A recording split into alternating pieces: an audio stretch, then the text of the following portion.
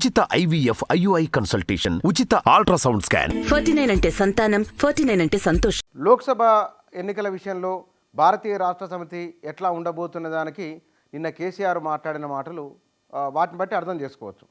12న కరీంనగర్లో SRR college మైదానంలో సభ. ఆ సభ నిర్వహించడం అంటే భారతీయ రాష్ట్ర సమితికి ఆనాడున్న TRSకు సెంటిమెంటు. అక్కడి నుంచి ఉద్యమ నినాదాలు, ఉద్యమ సభలన్నీ కూడా అక్కడనే జరిగినాయి.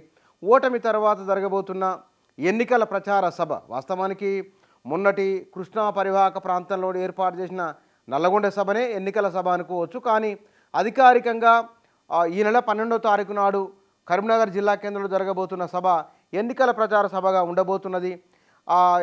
పోటీకి సంబంధించిన అంశాలు, ఎన్నికల ప్రచారానికి సంబంధించిన విషయాల పట్ల ఆయన క్యాడర్కు నిన్న వారు తెలంగాణ భవన్లో మాట్లాడుతూ ఏ వ్యూహాన్ని అనుసరించాలి, రాష్ట్రంలో ఉన్న పరిస్థితులు ఏమేమి ఉన్నాయి, కాంగ్రెస్ పార్టీ పట్ల వ్యతిరేకత ఏ స్థాయిలో ఉన్నది, శ్రేణులు ఏ విషయాన్ని ప్రజల్లోకి బలంగా తీసుకొని వెళ్ళాలి ఇత్యాది విషయాలపైన వారు నిన్న మాట్లాడము. ఇక్కడ మొత్తం 17 లోక్సభ నియోజకవర్గాలుగాను ఇందులో ఇప్పటికీ వెళ్ళిన వారు, వెళ్ళగా ఉన్నవారు, మరి కొంతమంది కొత్తవారు, ఇట్లా నానా రకాల చర్చలు బీఆర్ఎస్ చుట్టూ జరుగుతూ ఉన్నాయి.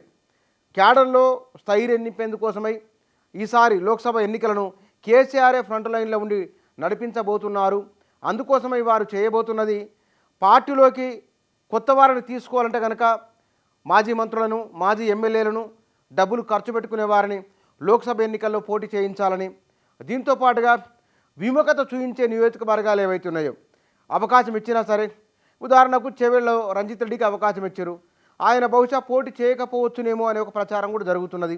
అట్లాంటి నియోజకవర్గాలలో ఎవరిని తీసుకొని రావాలి. దీంతో పాటుగా ఉత్తర దక్షిణ తెలంగాణలో కాంగ్రెస్ ఎక్కువ ఎమ్మెల్యేలు గెలుచుకున్నది. ఉత్తర తెలంగాణలో వరంగల్, కరీంనగర్లో కూడా భారీ సంఖ్యలోనే గెలుచుకున్నది. ఇక నిజామాబాదు, ఆదిలాబాదు, మెదక్ ఈ 3 నియోజకవర్గాలలో భిన్నమైన వాతావరణం ఉన్నది. హైదరాబాద్, రంగారెడ్డి బీఆర్ఎస్కే హోల్డ్ ఉన్నది. ఇట్లా ఒక భిన్నమైన రిజల్ట్ ఉన్నది కాబట్టి అసెంబ్లీ ఎన్నికల ఫలితాలను వదిలేయాలి, దాని గురించి పట్టించుకోకూడదు.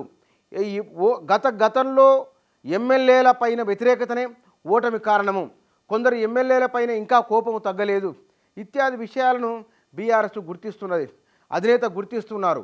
దానికి తగ్గ వ్యూహాన్ని కరీంనగర్ సభ ద్వారా రాబోయే లోక్సభ ఎన్నికల్లో బీఆర్ఎస్ ఏ విషయాలు ఎజెండా చేయబోతున్నది, కాంగ్రెస్ పార్టీని ఏ విషయాల్లో కౌంటర్ పార్ట్ చేయబోతున్నది, కొన్ని అంశాలను కేసీఆర్ డైరెక్ట్గా కొన్ని, ఇండైరెక్ట్గా కొన్ని.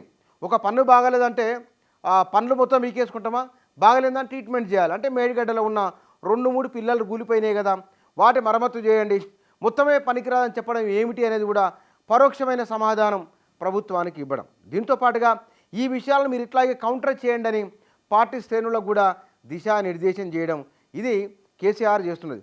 మరి చూడాలి, కరీంనగర్ అనేది ఎప్పుడైనా కేసీఆర్కు ఇన్నాళ్ళుగా కలిసి వచ్చింది, ఆయన దీక్ష చేసుకోవాలనేది అక్కడి నుంచే.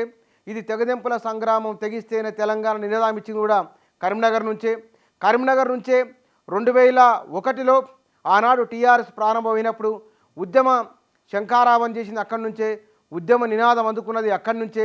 ఈసారి ఓటమి తర్వాత మరోసారి పునరుత్తేజం పొందేందుకోసమై చేస్తున్న ప్రయత్నం కూడా కరీంనగర్ నుంచే జరగబోతున్నది. TRSగా ఉన్నప్పటి వాతావరణం వేరు, TRSగా ఉన్నప్పుడు ప్రజల్లో ఉన్న మద్దతు వేరు, TRSగా ఉన్నప్పుడు ఆ రోజు కారు సారు వేరు, ఇవాళ వేరుగా ఉన్నది. ఆ రోజు TRSలోకి రావడమే తప్ప పోవడం అనేది చాలా తక్కువ. ఇవాళ TRSలోకి రావడం లేదు, పోవడమే ఎక్కువ ఉన్నది. ఈ సందర్భంలో జరుగుతున్న లోక్సభ ఎన్నికలు, ఈ సందర్భంలో కరీంనగర్లో జరుగుతున్న బహిరంగ సభ, ఇది కేసీఆర్కు సెంటిమెంటు. ఈ సెంటిమెంటు ఎట్లా వర్కౌట్ అవుతుందో, ఈ సెంటిమెంట్ నిజంగానే అనుకూలిస్తుంది అనే భావన కేసీఆర్లో బలంగా ఉన్నది. అది ఆచరణ రూపంలో ఎట్లా ఉంటుందో చూడాలి.